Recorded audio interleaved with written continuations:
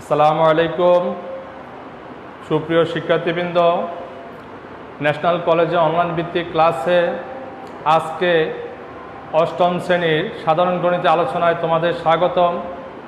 শিক্ষার্থীরা, এই কোভিড-19-এর মধ্যেও আশা করি তোমরা ভালো আছো এবং বাসায় অবস্থান করছো, তোমাদের পড়ালেখা নিয়মিত চালিয়ে যাচ্ছ।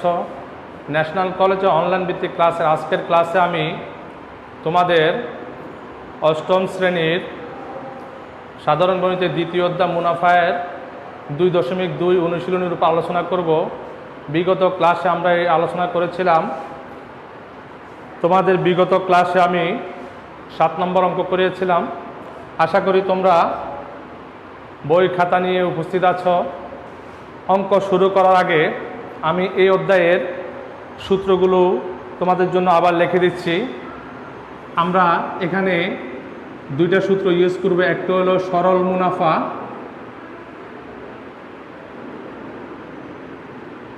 আই সমান PNR। একটা সরল মুনাফা সূত্র ব্যবহার করব, আই সমান PNR। আরেকটা ব্যবহার করব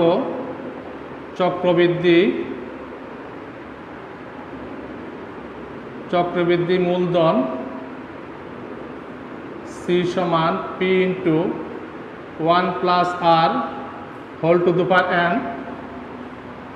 এই দুইটা সূত্র আরেকটা সূত্র আমরা ব্যবহার করব চক্রবৃদ্ধি মুনাফা, C মাইনাস P সমান P into 1 plus R whole to the power n minus P। এই তিনটা সূত্র আমরা তোমাদেরকে পূর্ব লিখে দিয়েছিলাম আমি। এখন আমরা অঙ্ক করার জন্য এই তিনটা সূত্র আমরা এখানে লিখে রাখলাম। তাহলে আমাদের অঙ্ক করতে আমাদের কাজে লাগবে। অনুশীলনী 2.2। তোমাদের শব্দ ক্লিয়ার হচ্ছে কিনা এবং তোমরা লেখা ঠিকভাবে দেখা যাচ্ছে কিনা তোমরা মেসেজ করে আমাকে জানাও, তাহলে আমরা পরবর্তী অঙ্কে যেতে পারবো।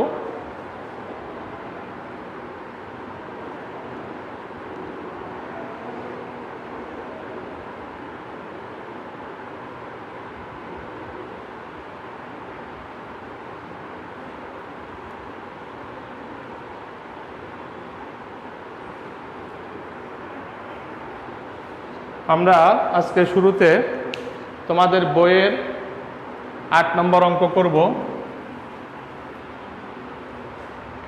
বইয়ের 8 নম্বর অঙ্ক তোমরা বইটা সামনে নাও। বলছে আমরা প্রশ্ন যা আসবে আমরা সেইভাবে আমরা আমাদের প্রয়োজনীয় সূত্রের প্রয়োজনীয় অপশানগুলো আমরা লিখব। তোমরা দেখো, বার্ষিক শতকরা 10 টাকা মুনাফায়। বার্ষিক শতকরা 10 টাকা মুনাফায় মানে কি? বার্ষিক শতকরা 10 টাকা। তাহলে আমরা এখানে কি পাচ্ছি? এখানে মুনাফার বার্ষিক শতকরা 10 টাকা মুনাফা মানে এটা হলো মুনাফার হার। মুনাফার হার, আমরা মুনাফার হারকে 8 দ্বারা প্রকাশ করি। তাহলে মুনাফার হার 10 টাকা মানে এটা হলো 10%। শতকরা 10 টাকা মানে হলো 10%। তা আমরা এখানে পার্সেন্টটাকে ভেঙে আমরা ভগ্নাংশে নিয়ে যাব 100/10। 100/10কে আমরা এখানে একই লাইনে লিখতে পারি। আমরা একই লাইনে লিখি, তাহলে আমাদের দেখতে সহজ হবে।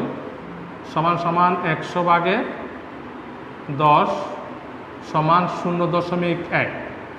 অর্থাৎ 10%কে আমরা দশমিকে প্রকাশ করলে আসে 0.1। তারপরে আসছে মুনাফায় 5,000 টাকা। এখানে 5,000 টাকার এর র প্রত্যয় যুক্ত হয়েছে। এর এবং র প্রত্যয় যুক্ত হলে 5,000 টাকার বলতে বোঝায় এটা আসল 5,000। আসল টাকার মানে আসলকে আমরা পি দ্বারা প্রকাশ করি। আসল পি সমান 5,000 টাকা। আসল পি সমান 5,000 টাকা। 3 বছর, বছর মানে কি? সময়।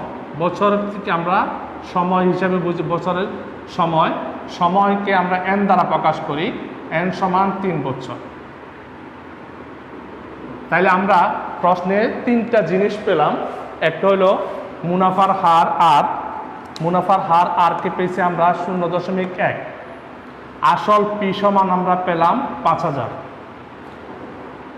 সময় এন সমান পেলাম 3 বছর। এখন এখানে কি চাওয়া হয়েছে, এবার আমরা চাওয়ার দিকে যাই। বলছে সরল মুনাফা ও চক্রবৃদ্ধি মুনাফার পার্থক্য। তাহলে আমরা সরল মুনাফা বের করব, চক্রবৃদ্ধি মুনাফা বের করব। আমরা সরল মুনাফা বের করব, চক্রবৃদ্ধি মুনাফা বের করব, তারপরে আমরা পার্থক্য বের করব। তাহলে সুতরাং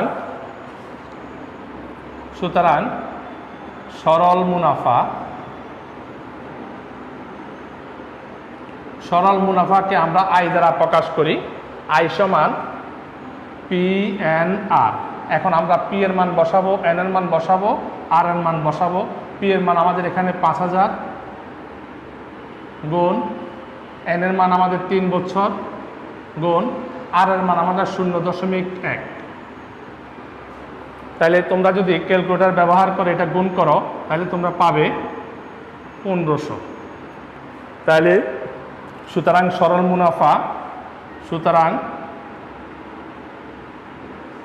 সরল মুনাফা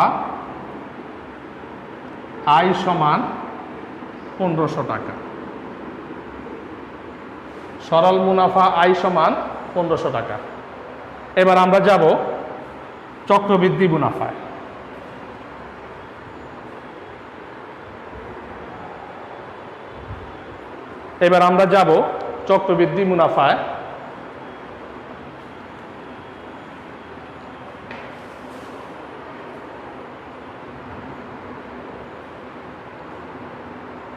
আমরা যাব চক্রবৃদ্ধি মুনাফায়। আবার চক্রবৃদ্ধি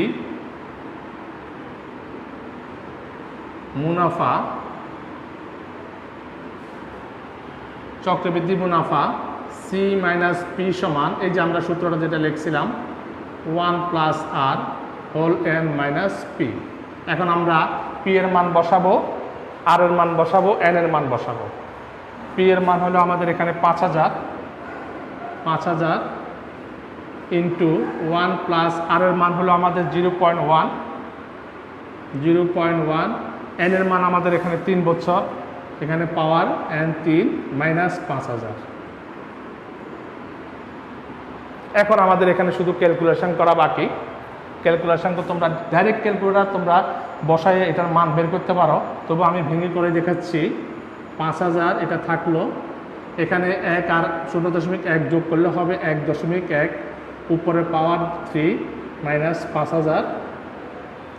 1.1 যদি 3 বার গুণ করো এভাবে 1.1 গুণ 1.1 গুণ, এটা যদি এভাবে 3 বার গুণ করো তুমি পাবে 1.331। তাহলে 5000 গুণ 1.331 বিয়োগ 5000। 5000-এর সাথে যদি তুমি 1.331 গুণ করো হবে 6655, আর বিয়োগ হলো 5000 সমান সমান 1655।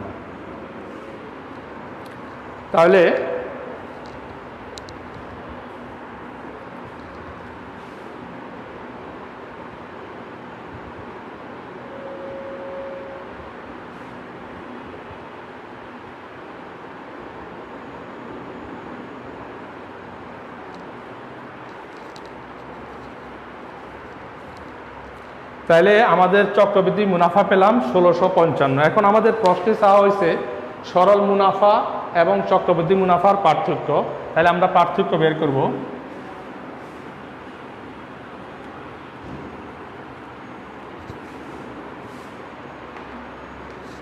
সুতরাং সরল মুনাফা ও চক্রবৃদ্ধি মুনাফার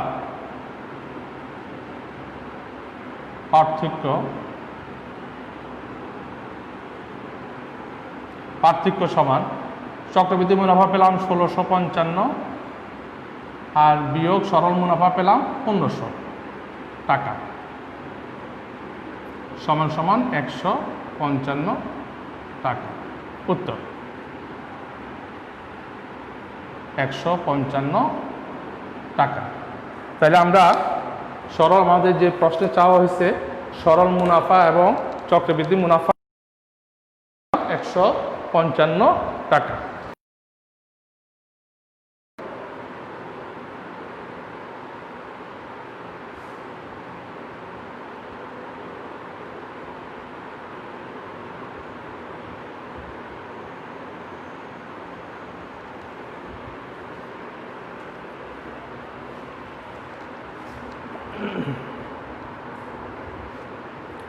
এবার আমরা যাব পরের অঙ্কে।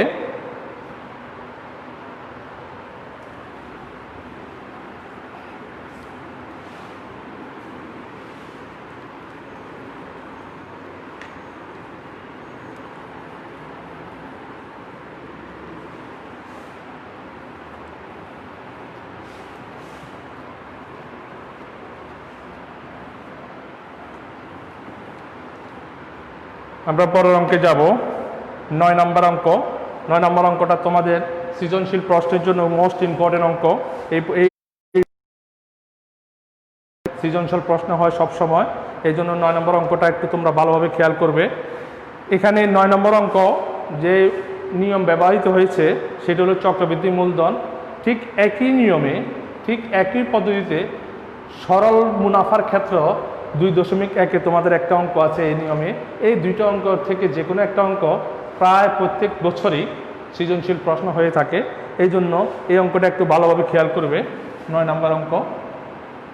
9 নম্বর আমি প্রশ্নটা আগে একটু পড়ছি। একই হার মুনাফায় কোনো মূলধন 1 বছর চক্রবৃদ্ধি মূলধন 6,500 টাকা এবং 2 বছরান্তে চক্রবৃদ্ধি মূলধন 6,760 টাকা হলে কত? তাহলে এখানে আমাদের মুনাফার হার বলা হয়েছে একই, কিন্তু বলা দেওয়া নাই এবং মূলধনটা আমাদের দেওয়া নাই।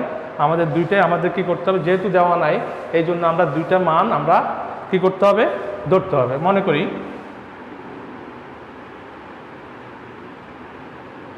করি আসল সমান পি টাকা। আমরা আসলকে পি টাকা হিসাবে মেনশন করলাম।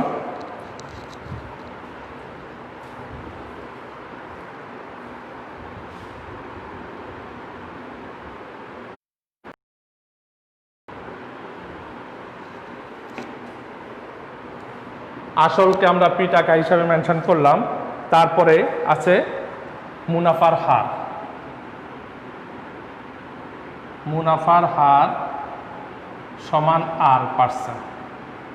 মুনাফার হার সমান R%। এখন যেহেতু আমাদের বলছে 1 বছরান্তে চক্রবৃদ্ধি মূলধন, ওই যে আমরা যে চক্রবৃদ্ধি মূলধনের সূত্র লিখছিলাম সি এর মান, সি সমান আমরা জানি। সুতরাং 1 বছরান্তে চক্রবৃদ্ধি মূলধন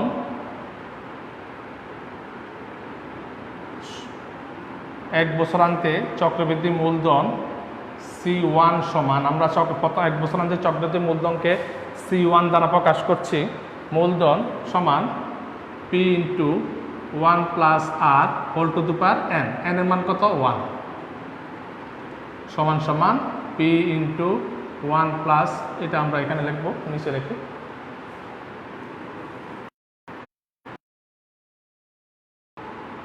P × 1 + R। 1টা ব্যবহার না করলে এখানে। তারপরে 2 বছরান্তে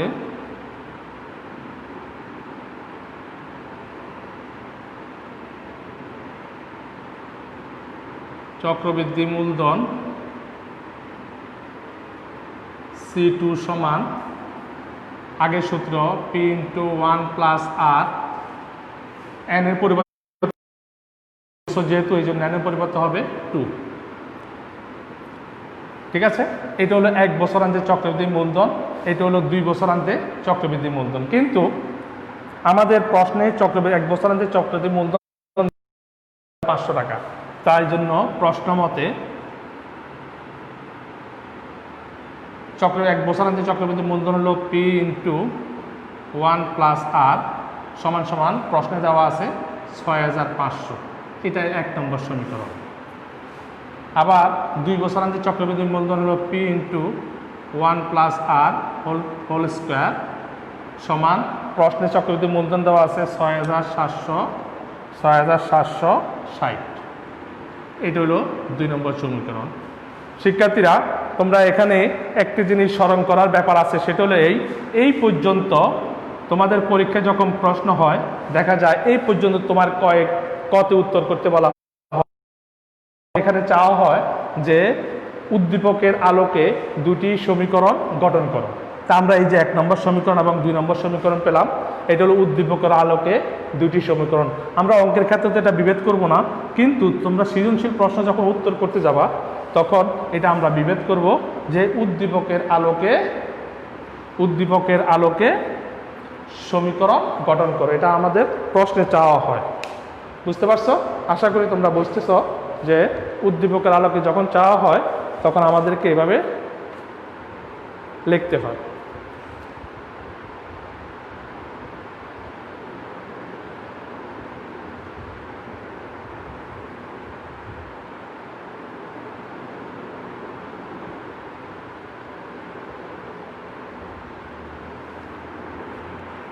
এখন আমরা এটাকে এই ক্ষেত্রে তোমরা এই সরল মুনাফার ক্ষেত্রে দেখেছো এটা যোগ বিয়োগ করেছো, এটা যেহেতু চক্রবৃদ্ধি মুনাফা এই জন্য এখানে আমরা কি করব, ভাগ করব। 1 নম্বরকে 2 নংকে 1 নং দ্বারা ভাগ করে পাই। 2 নংকে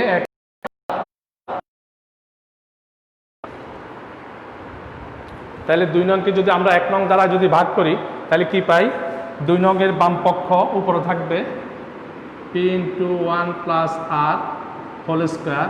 1 নংয়ের বাম পক্ষ নিচে থাকবে পি ইন্টু 1 প্লাস আর সমান 2 নংয়ের ডান পক্ষ উপরে থাকবে 6,760 আর 2 নংয়ের 1 নংয়ের ডান পক্ষ নিচে থাকবে 6,500। বা এখানে পি কাটা যায়, এখানে 1 প্লাস আর আছে 2টা, 1 প্লাস আর উপরে আছে 2টা আর নিচে আছে একটা, তাহলে থাকবে আর একটা 1 প্লাস আর সমান এখানে যদি আমরা শুধু 0 কাটি তাহলে থাকে 6,677 আর নিচে আছে 650। এটাকে আমরা 3 নম্বর সমীকরণ হিসাবে লিখতে পারি। এখন আমরা এই পাশে একটা মুছে আমরা এই পাশে করি।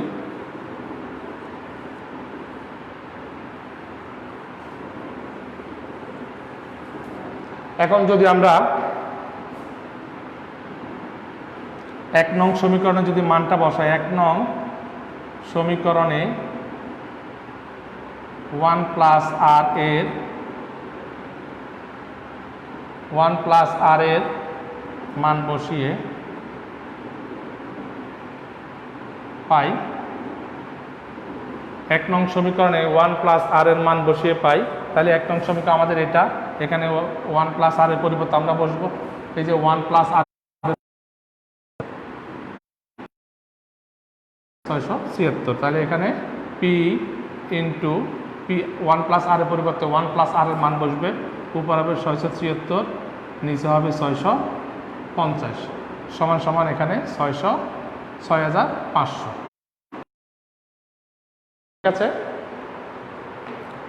এখন আমরা এটা একটু মুছে দিই।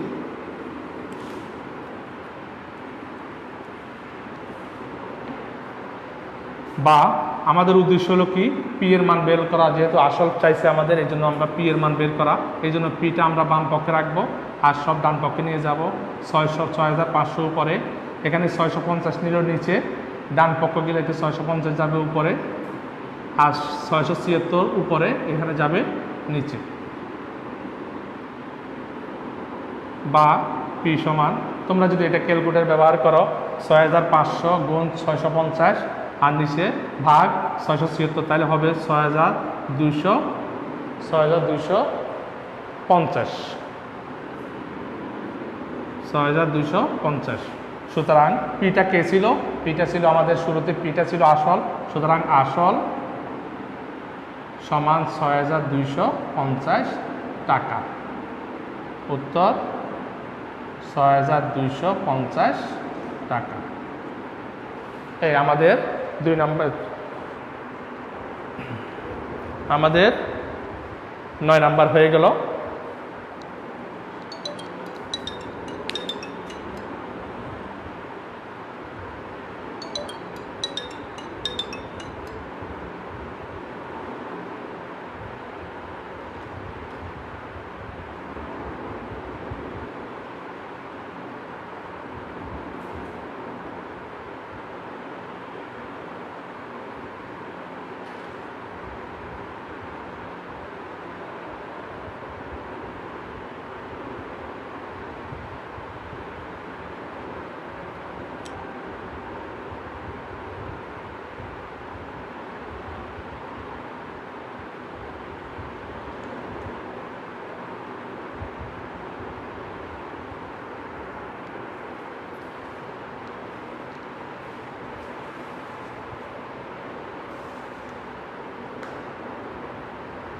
এখন আমরা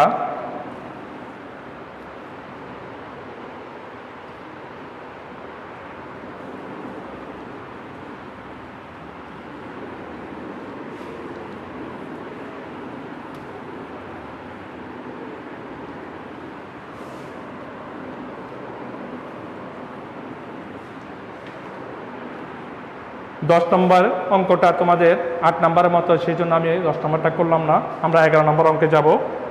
11 নম্বর অঙ্ক জনসংখ্যার অঙ্ক। তোমরা জানো জনসংখ্যা বৃদ্ধির ক্ষেত্রে চক্রবৃদ্ধি মূলধনের সূত্র প্রযোজ্য হয়। এই জন্য এখানে যেহেতু জনসংখ্যা বৃদ্ধি, তাহলে আমরা এখানে চক্রবৃদ্ধি মূলধনের সূত্র ব্যবহার করব।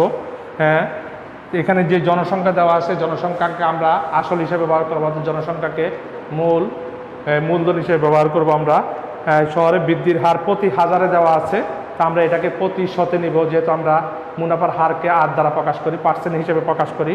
তাইলে আগে আমরা লিখব, এটাকে হার বানাবো। দেওয়া আছে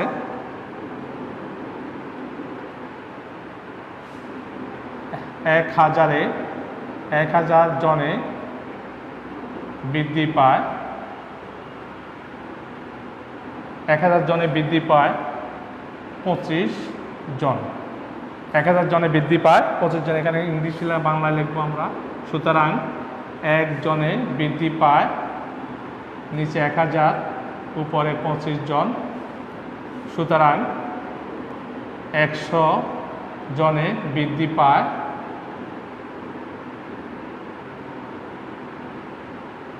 জন, তাহলে সমান সমান বা 2.5 জন। তাহলে 100 জনে বৃদ্ধি পায় 2 দশমিক, এখানে যদি কাটাকাটি করা 0 0 কাটলে 25কে 10 দ্বারা ভাগ করলে হয় 2.5 জন। তাহলে শতকরা বৃদ্ধির হার কত? 2.5। 100 জনে বৃদ্ধি মানে শতকরা বৃদ্ধি, 100 জনে বৃদ্ধি মানে কি?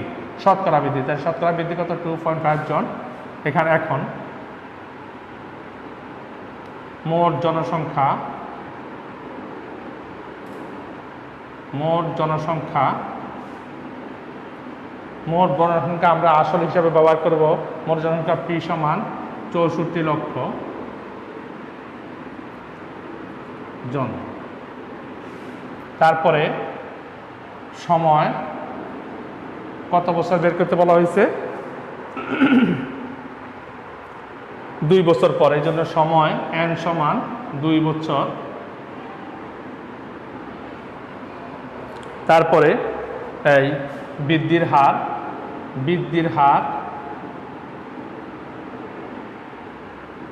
হার আর সমান কত? 2.5%। 100 জনের মধ্যে যেহেতু 2.5, এই জন্য 2.5% সমান 100 ভাগের 2.5 সমান 0.025। 0.025%।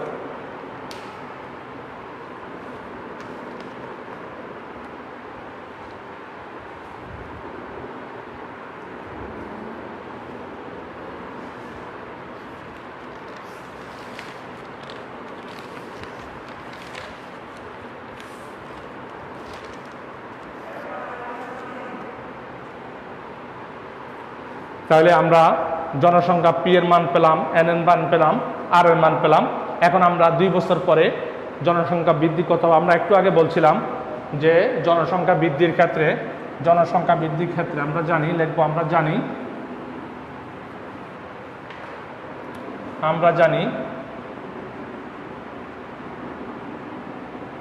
জানি জনসংখ্যা বৃদ্ধির ক্ষেত্রে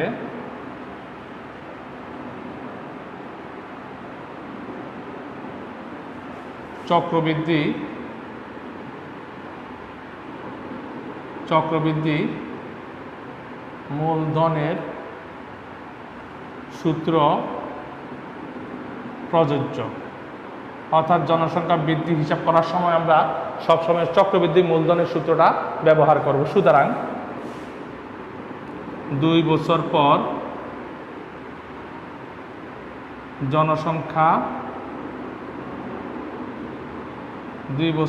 জনসংখ্যা হবে সমান, আমরা ওই যে চক্রবৃদ্ধি মূলধনের সূত্র কি ছিল? C সমান P × 1 + R whole to the power n। এখানে P এর মান তাহলে কি ডাইরেক্ট আমরা সূত্রে বসাবো। P এর মান হলো 64 লক্ষ ইন্টু 1 প্লাস R এর মান কত? 0.025 whole to the power n এর মান কত? n এর মান 2 জন। আমরা ডাইরেক্ট সূত্র এখানে ব্যবহার করতে পারবো, যেহেতু আমরা এখানে বলে দিচ্ছি জনসংখ্যা বৃদ্ধির ক্ষেত্রে চক্রবৃদ্ধি মূলধনের সূত্র প্রযোজ্য হবে। তাহলে আমরা এখানে হিসাব করব, হিসাব করলে যা আসবে সেটা আমাদের মোট জনসংখ্যা।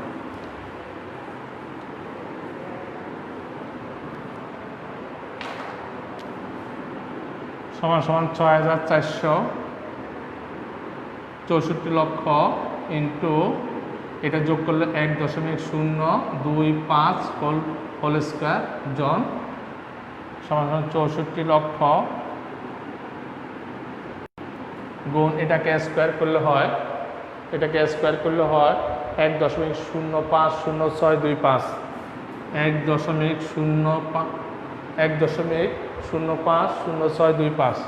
050625 তোমরা ক্যালকুলেটর ব্যবহার করবে, এটাকে স্কয়ার করার জন্য তোমরা ক্যালকুলেটর ব্যবহার করবে। তারপরে 64 লক্ষ এবং এটা গুণ করলে হয় 67 লক্ষ 24,000 জন। তাহলে 2 বছর পরে জনসংখ্যা কত হলো? 2 বছর পরে জনসংখ্যা হলো কত? 67,24,000। এখন শিক্ষার্থীরা আমাদের বলছে 2 বছর পরে জনসংখ্যা কত হবে, কিন্তু যদি তোমাদেরকে প্রশ্ন করা হয় যে 2 বছর পরে জনসংখ্যা কত বৃদ্ধি পাবে, তাহলে আমরা কি করব? তাহলে আমরা আগে ছিল কত? 64 লক্ষ এবং বর্তমানে হচ্ছে 67,24,000।